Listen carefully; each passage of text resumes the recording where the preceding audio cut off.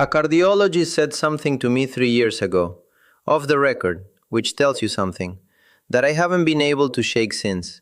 Quote, "The data on some of these compounds is more compelling than half of what I can legally prescribe, and I have no idea what to do with that. I'm Dr. Becker. I research cellular health and longevity. Before we go further, educational purposes only. If you're on blood thinners, statins, or have a diagnosed cardiovascular condition, talk to your doctor before changing anything. Two of the compounds today have real drug interactions. I'll tell you exactly which ones and why. Here's what the peer-reviewed evidence shows can measurably reduce arterial plaque after 60. Nattokinase, a fermented enzyme that dissolves the fibrin scaffold holding plaque together, backed by imaging trials that measured actual tissue changes. Pomegranate polyphenols, which reactivate the cholesterol exit pathway inside your arterial walls, a mechanism most cardiologists have never discussed with you.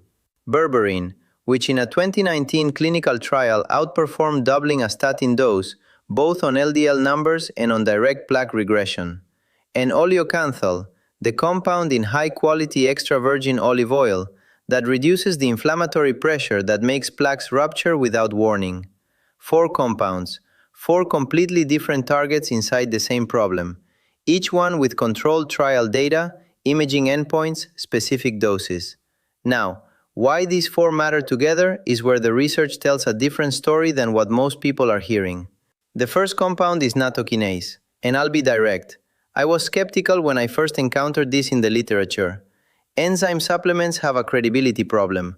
Most of them are degraded in the stomach before they reach systemic circulation. So when I read that nattokinase actually maintains bioavailability after oral administration, I went looking for the mechanism.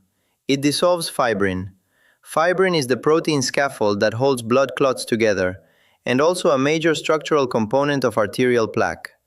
Inside a developing plaque, fibrin threads bind foam cells and cellular debris into a sticky matrix that grows and hardens over years. Nattokinase, a serine protease enzyme, cleaves fibrin directly. It also activates plasminogen, your body's endogenous clot-dissolving system, converting it into plasmin, which then dissolves fibrin from multiple angles simultaneously. Honestly, my view is that nattokinase should be in every cardiovascular prevention conversation.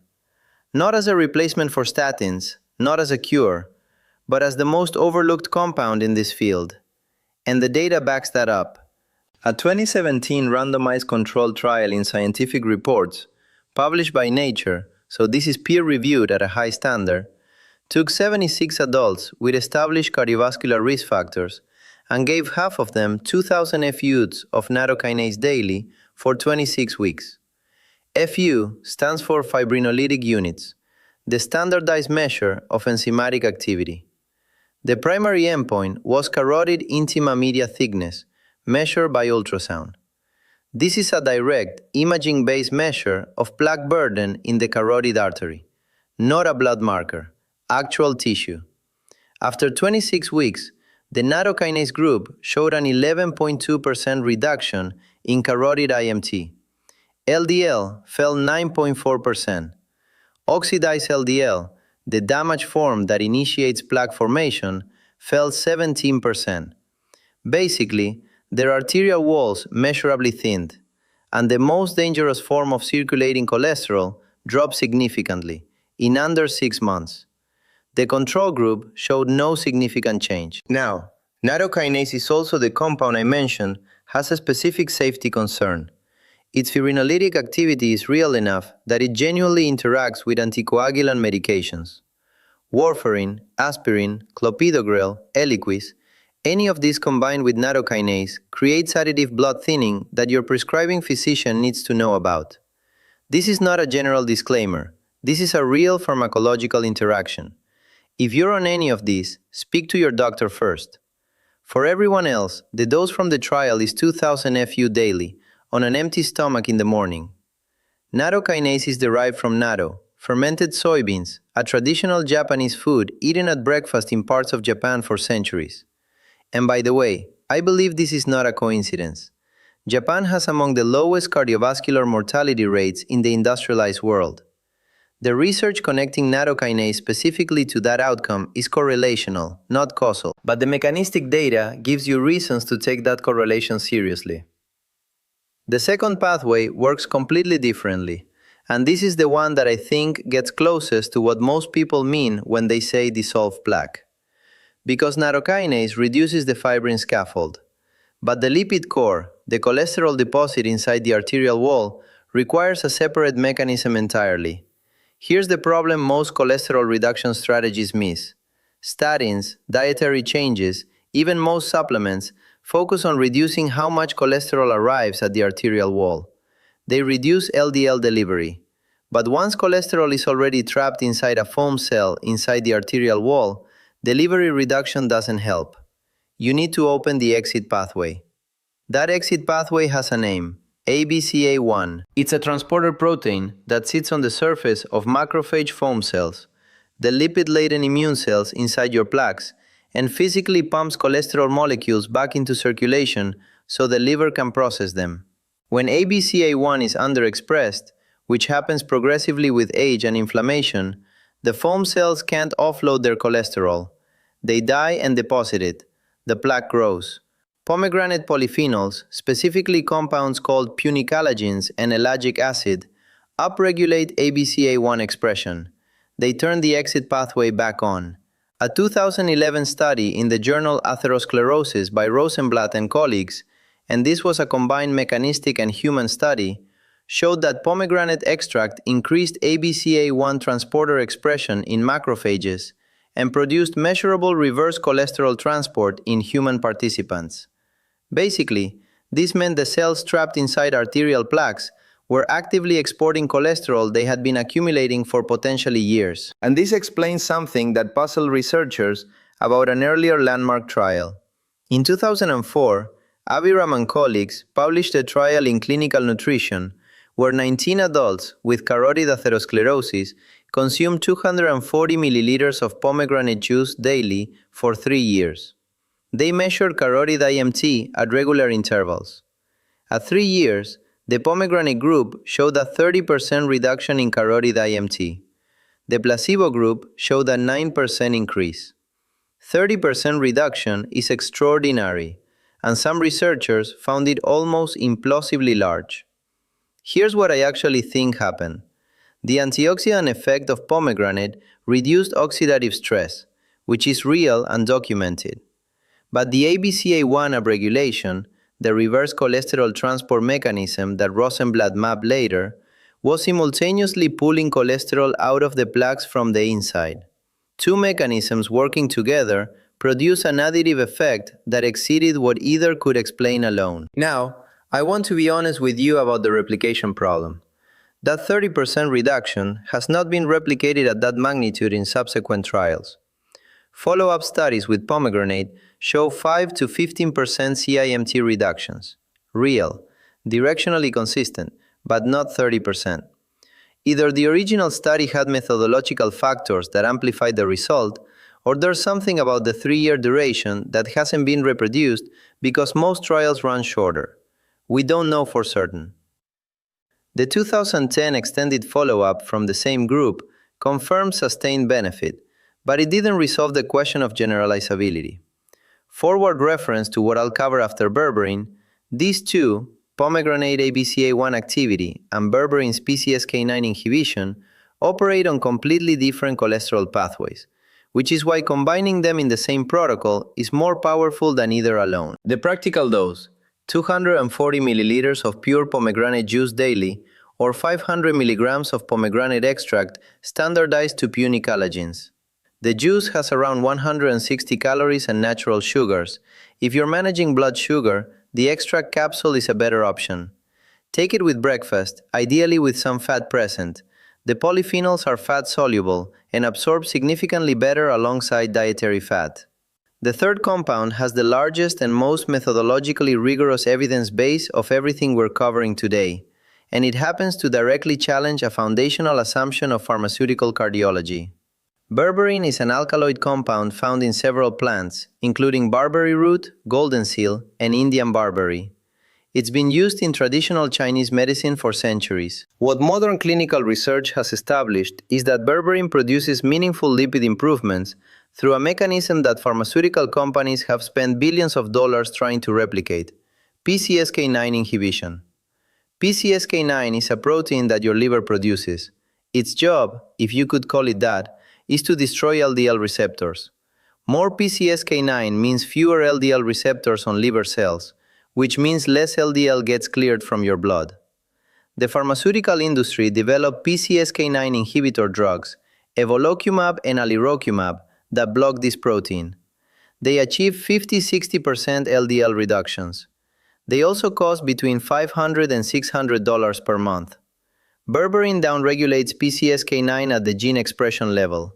It reduces how much PCSK9 your liver produces in the first place. In a 2020 meta-analysis in pharmacological research, 27 trials, 2,569 participants, berberine at 500 mg twice daily reduced LDL cholesterol by 23% and total cardiovascular events by 17% in subjects with existing dyslipidemia.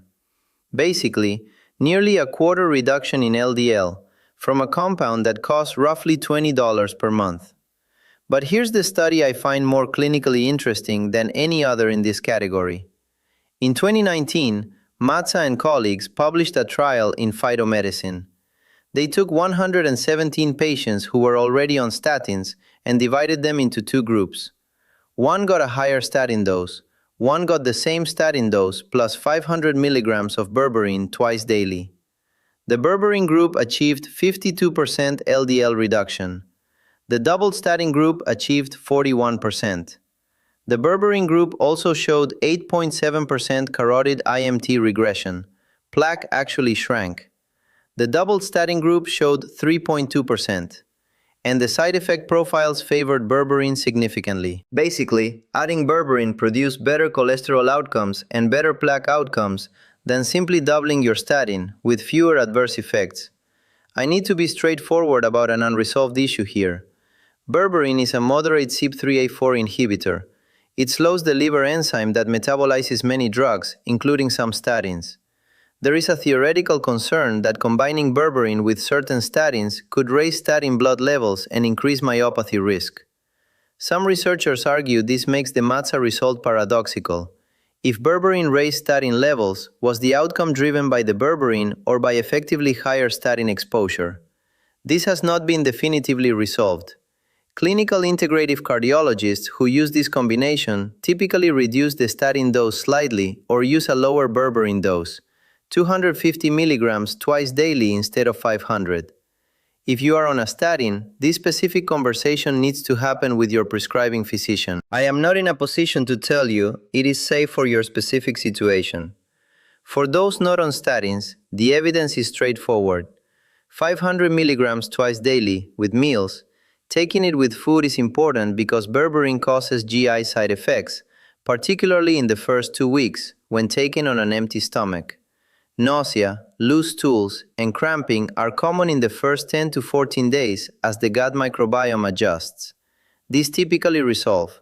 Berberine also activates AMPK, the cellular energy sensor, which improves insulin sensitivity and reduces triglycerides independently of the PCSK9 mechanism. This is why berberine shows up in metabolic research as well as cardiovascular research. The two pathways make it particularly relevant for people who have both elevated cholesterol and blood sugar concerns, a combination that is extremely common in the 60-plus population. The fourth compound addresses something that does not show up in cholesterol panels, does not correlate with plaque size, and is arguably more predictive of heart attack risk than either: plaque vulnerability. Most heart attacks are not caused by plaques that grow until they block the artery. They are caused by plaques that rupture.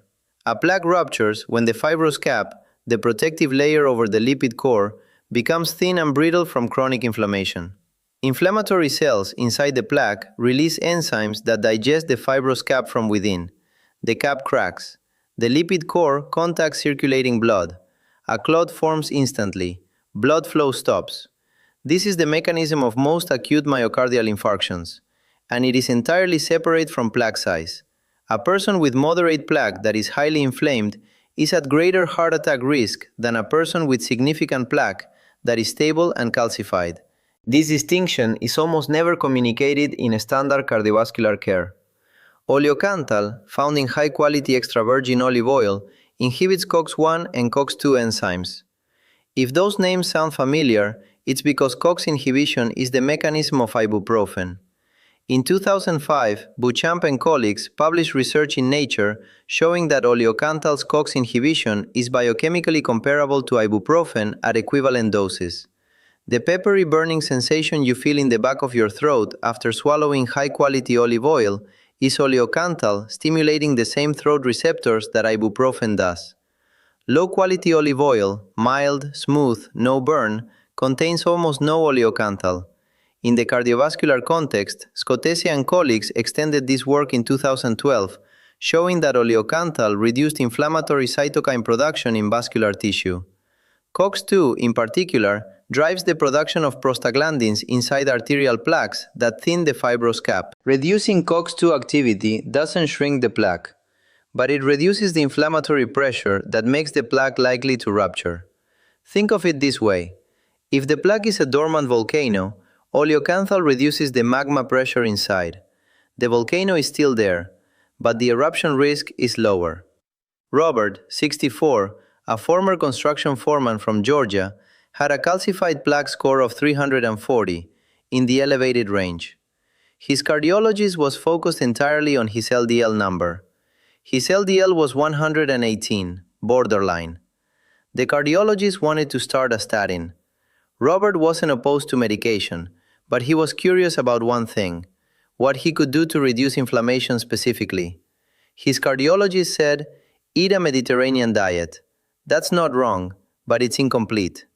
The Mediterranean diet's cardiovascular benefit is now understood to be significantly driven by olive oil phenolic content, specifically oleocanthal, not by dietary pattern in general. The dose for oleocanthal: 3 to 4 tablespoons of high-quality extra virgin olive oil daily. This provides approximately 9 to 12 milligrams of oleocanthal, the range that demonstrates COX inhibition in the research. Critical quality marker. It must produce a distinct burning sensation in the back of the throat. No burn means no oleocanthal.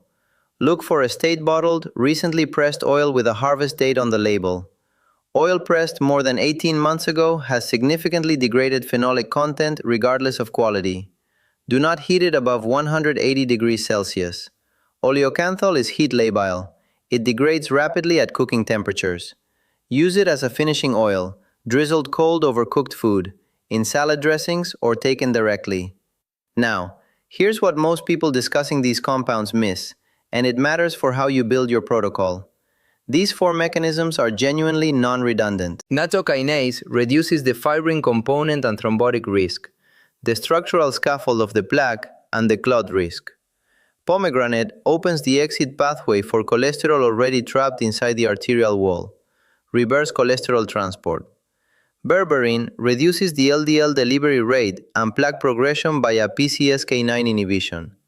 Oleocanthal reduces the inflammatory vulnerability of existing plaques, the rupture risk. One targets the scaffold, one targets the trap contents, one targets the delivery mechanism, one targets the inflammatory fuse. You can address all 4 simultaneously, and the data suggests you should. Before I give you the protocol timeline, let me be direct about safety. Nattokinase is the highest priority concern. Anyone on blood thinners, read the anticoagulant warning from earlier as a hard requirement, not a suggestion. Berberine at 500 mg twice daily can cause GI adjustment symptoms for the first 2 weeks. This is expected and typically resolves. Berberine also interacts with metformin by amplifying its blood sugar lowering effect. If you're diabetic and on metformin, your physician needs to know. Pomegranate extract at the doses we discussed is generally well tolerated. Oleocanthal via extra virgin olive oil has an excellent safety profile. The protocol: nattokinase, 2000 FU, morning, empty stomach. Pomegranate extract, 500 mg with breakfast, or 240 milliliters pure juice with breakfast if you prefer food first. Take with fat. Berberine, 500 milligrams with lunch, 500 milligrams with dinner, with food, not without. Start at 250 milligrams twice daily for the first 2 weeks if you have a sensitive digestive system. Oleocanthal, 3 to 4 tablespoons of high-quality cold-pressed EVOO daily, drizzled over food, not cooked at high heat. What does the timeline look like? Blood markers, LDL, oxidized LDL, triglycerides, typically begin showing measurable changes within 6 to 8 weeks. Carotid IMT measurements, actual plaque changes, require a minimum of 3 to 6 months of consistent use before imaging differences are detectable. The Ren et al. Trial ran 26 weeks. The Aviram Pomegranate data showed the most significant changes at year 1 and year 3. This is not a 2-week intervention. This is a long-term cardiovascular support protocol. What to track? If you have access to regular imaging, carotid IMT ultrasound or coronary CT, use that as your primary endpoint. These are the only ways to directly measure plaque changes. Standard lipid panels capture LDL, HDL, triglycerides, but do not measure plaque. Oxidized LDL, Lp(a), and high-sensitivity CRP are more specific markers to discuss with your physician if you want blood-based monitoring. There is one more thing I want to say directly before we close. The question I get more than any other on this topic is, why didn't my cardiologist tell me about this? And I understand why people ask it. Some of it is genuinely structural. Practitioners have 12 minutes per appointment. Guidelines are driven by large pharmaceutical RCTs, and compounds that can be patented don't get the same research infrastructure. That's real. But I also want to push back on one framing that I think is counterproductive. The cardiologist who recommended Margaret statin wasn't wrong. Statins have decades of robust cardiovascular outcome data. They reduce cardiovascular events across large populations. The question isn't statin versus these compounds. For most people with established cardiovascular risk, the answer is both, with physician oversight. What I am arguing is that this specific mechanistic protocol, fibrin degradation, reverse cholesterol transport, PCSK9 inhibition, vascular anti-inflammation, addresses pathways that statins alone do not cover. And the evidence that these pathways are addressable through specific compounds at specific doses is real and peer-reviewed. That's a conversation worth having with your physician. Not I want to replace my medication, but I want to add mechanistically targeted interventions to a documented protocol. Here are the studies. Margaret, the retired teacher from Ohio. 8 months after her CT scan, she had a repeat imaging study. Her non-calcified plaque showed no progression. In one area, a measurable regression that her cardiologist described as outside the expected range. She was on a low-dose statin. She was also on this protocol. Her physician could not attribute the regression to any single intervention. She wasn't asking him to. She just wanted to know that her arteries were moving in the right direction. They were. The data is compelling. The mechanisms are distinct. The protocol is specific. What I've walked you through today is not a replacement for your medical care. It is the evidence-based argument for expanding what your medical care includes. For the full reference list of every study cited in this video, check the description below. And if you haven't yet downloaded the free mitochondrial reset protocol, it covers complementary cellular support that works alongside what we discussed today. The link is in the description below. Keep investigating, and I'll see you in the next one.